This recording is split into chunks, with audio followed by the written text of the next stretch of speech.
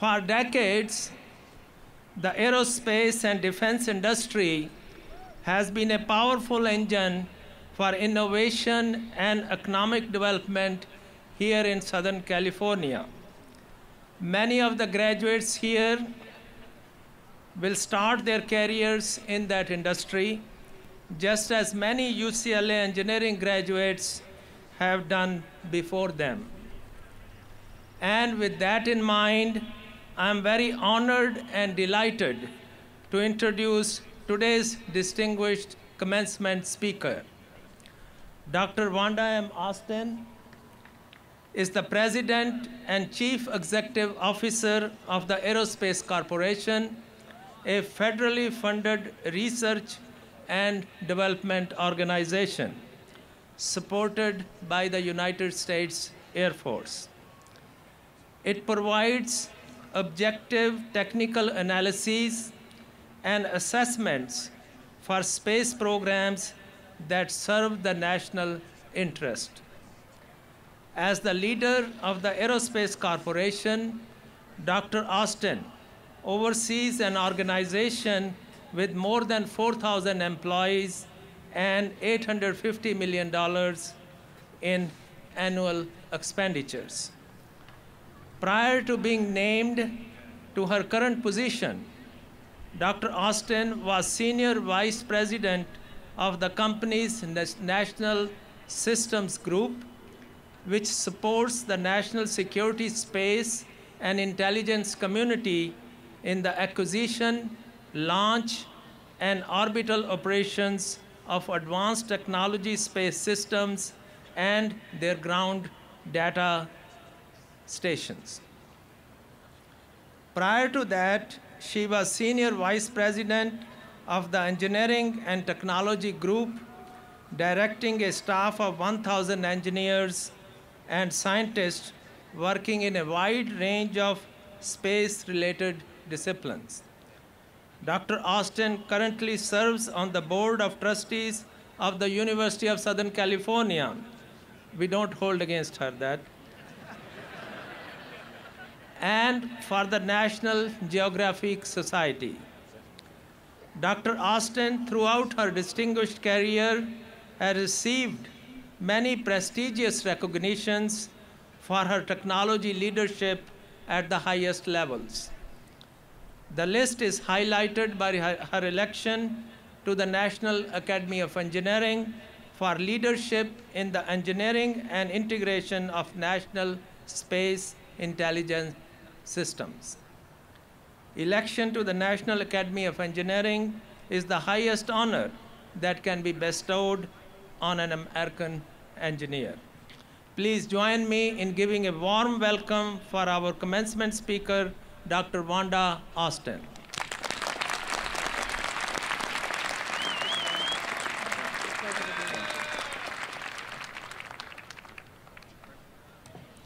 Well, good morning.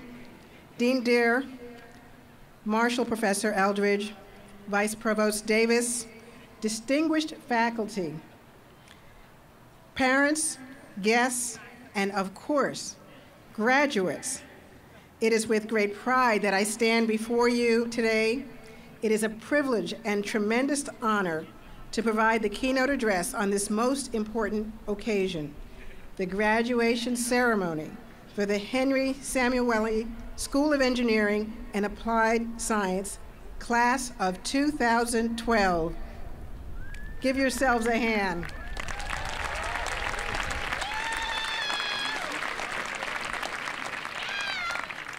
I have to say, I was a little disoriented when I was on my way to Drake Stadium. I couldn't get my bearings out on Bruin Walk. It was a little surprising to me because usually I have a pretty good sense of direction.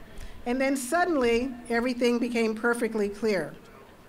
I had inadvertently moved to the north side of Bruin Walk, but I was okay once I switched to the south side of Bruin Walk, out of the arts and into the sciences and engineering. The moral of the story is, when you walk on the south side, everything makes sense.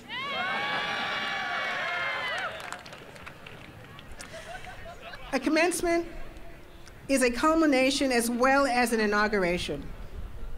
It's a closing of one chapter and the start of the next. Some parents have been anxiously anticipating this day for years, while others thought it would never come.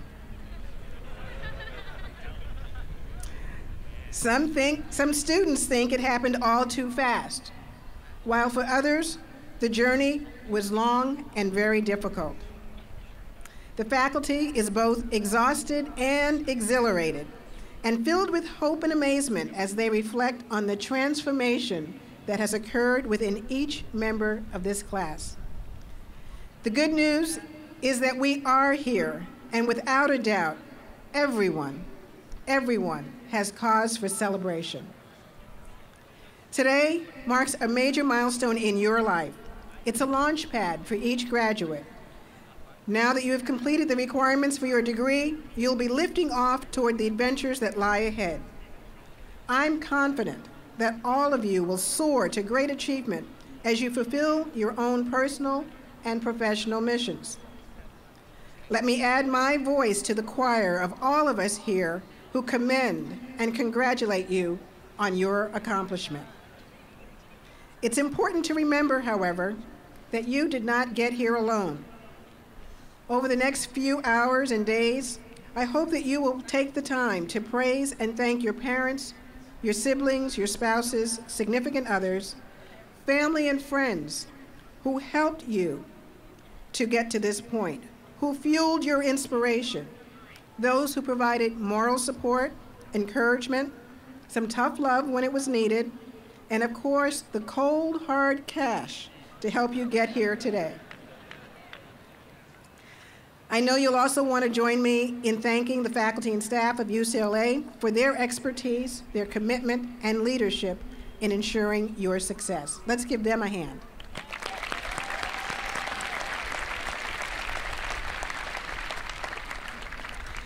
At my company, the Aerospace Corporation, we have been dedicated to assuring the success of the nation's space programs for more than 50 years.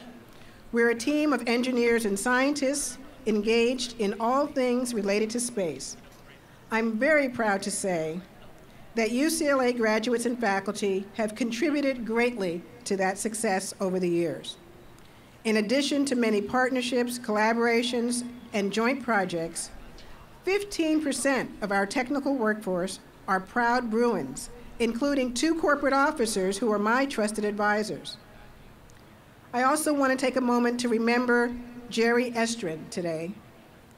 He and his wife, Thelma, are also long-standing friends of aerospace. Standing here today, seeing the drive and determination of the faces before me, I'm gratified and reassured. That drive and determination will be needed to sustain our global leadership. There are serious challenges facing both our country and the world today, and we need serious, innovative leaders to address those challenges. You are those leaders. While I realize that I am standing between you and some serious celebrations, I want to briefly share 3 ideas for your consideration. First, your opportunity to change the world. Second, your opportunity to advocate for STEM education. And third, your obligation to be ethical role models. The challenges we face today are multifaceted. They're economic, cultural, political, and technical. In the fields of science and engineering, our fields, the challenges are formidable. The systems and technology that support our daily lives are technically complex and incredibly interdependent, and are becoming more so every day. The demands for increased capability from the government, from industry, and from the public increase almost daily. At the same time, as a nation, we are hampered by economic issues and the ever-present requirement to reduce our debt. There are other serious issues facing the world today that we, the engineers and scientists, can help to solve. There are nations and nation-states that are experimenting with nuclear technology and chemical and biological weapons. There are wars that unfortunately must be fought, both the traditional and on the cyber battlefields. There are ecological disasters, both natural and man-made, that we can work to solve. There is the ever-present demand for more and more energy with the requirement that new sources be ecologically friendly. Many people see these things as problems, as barriers to our future. That's not how I see them. You must see them as an opportunity to engage, to excel, and to improve the world. According to Chuck Vest, president of the National Academy of Engineering, we live in the most exciting era for engineering and science in human history. I agree. The exponential pace of technology leads to new innovations and more data faster than we can ingest them. You have chosen to study those fields that are precisely the ones necessary to most effectively address these challenges. As many of you already know, recent studies show that increasingly, one of our richest sources of employment and economic growth will be jobs that require strong technical skills. We need diverse ideas and disruptive technologies to ignite the entrepreneurial spirit. You've taken this to heart and gained the experience and tools necessary to address the grand challenges of sustainability, security, health, and the joy of living. You've discovered that the key to advancing technological capability in an era of economic challenge is innovation. In addition, you've learned by attending one of the most ethnically and culturally diverse universities in the United States that it is that very diversity that is essential to innovation. Diversity is what allows teams to approach a problem from multiple perspectives, resulting not just in a solution, but in many solutions. Yet, as you know, in 2012, we are still having discussions about race, fairness, and equitable treatment. Isn't it time for our actions for inclusion to speak loud enough to end the need for those discussions to continue? You, the scientific and engineering leaders of the future, are key to addressing challenges the world over and being the change that this world so desperately needs. But even that will not be enough. Don't misunderstand me. The skills and dedication you possess are essential to our future.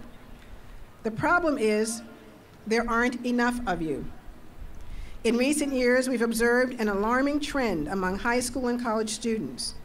Increasingly, they are no longer studying the STEM disciplines, which are science, technology, engineering, and mathematics. Our country's contributions in science, technology, and related fields have both benefited people the world over and have made the United States a strong and influential global power. We're now losing ground because we're losing the technological edge that put us there. I have a few numbers. We're all engineers. You all knew the numbers were going to come. Recent studies have shown that U.S. students earning bachelor's degrees in engineering is at 4.4%. That's among the lowest percentage in the world. On a National Science Foundation list of 93 countries, the United States is 14th from the bottom in terms of numbers of college graduates studying engineering. That's an average of 4.5%, while the world average is 13%. If the United States is to maintain its technological and economic leadership roles, if we are to maintain our high standard of living, we must reverse this downward trend of high school and college students studying science and engineering. STEM education is critical to the U.S.'s economic future. Now, obviously, I don't have to convince any of you here that STEM fields are essential to this country's future. After all, you're here to celebrate your accomplishments in these very fields.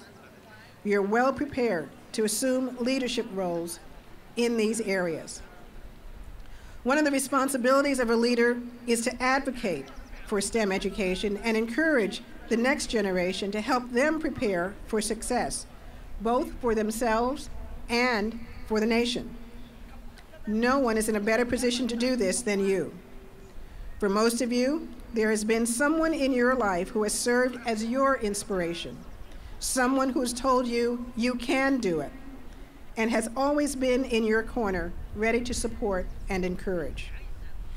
So now it's your turn. You can fulfill this role by being someone to emulate.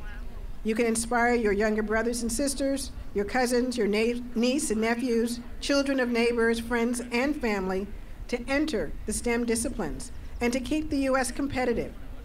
You can encourage them to study the arts as well.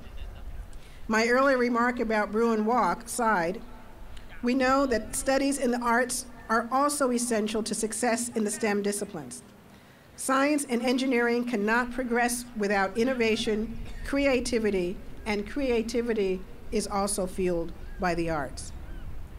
You can help the next generation understand that doing well in school is critical to their future, that subjects like math and science are not hard, but that avoiding those subjects limits their options for a really cool career that also happens to pay very, very well. Yeah. I mentioned earlier that I've been privileged in my career to have worked with quite a few UCLA graduates as my professional colleagues. Based on those experiences, I suspect that you will have little trouble applying what you have learned here and being ethical technical leaders, whether you decide to enter the workforce or pursue continued education or an advanced degree. You are of the generation that has seen an incredible explosion of new technology and have learned how to adopt it, adjust it, and adapt it to be more quickly than any generation has before you. These skills serve you well as you move forward in your lives and into your careers, and I look forward to the new ideas and approaches you bring with you.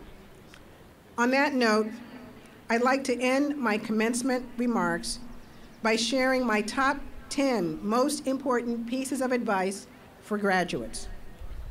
Starting with number 10, get a job.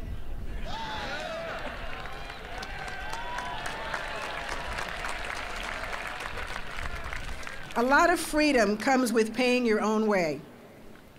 Number 9, continue your education. Commit to continuous learning. We are explorers, and there's lots more to discover. Number 8, listen twice as much as you talk. You might be the smartest person in the room. Then again, maybe not. Number 7, maintain a work-life balance. Work is a means to an end. It is not the meaning of life. Number 6, vote. Make sure that our elected officials hear your voice. We need bright and intelligent individuals making sure that our nation is going in the right direction. Number 5, make peace, not war. And by that, I mean build consensus, look for opportunities to get the best of everyone who's involved, and find those win-win solutions. Number 4, do what you love. Find your passion and your voice consistent with your values. If you do, in fact, you will never work a day in your life. Number 3, think globally and be ethical. What you do does matter. If a tree falls in the forest, does it impact the rest of the world? Absolutely. Number 2, give back more than you receive and leave things better than you find them. In fact, you will reap the rewards of having that approach and attitude in life. And number 1, get a job.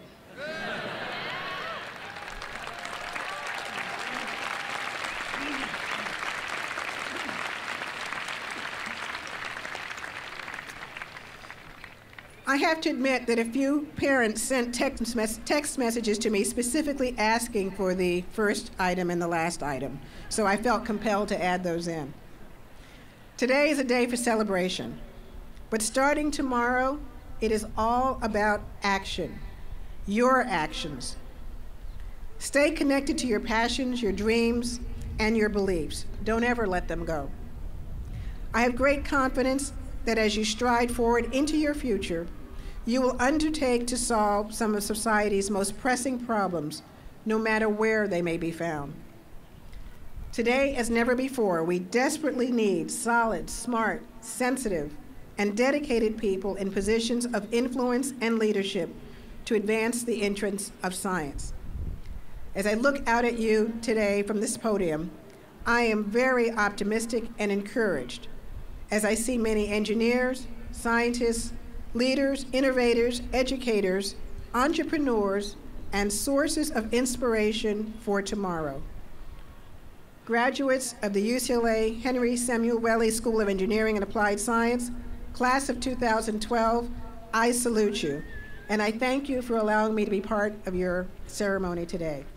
Congratulations.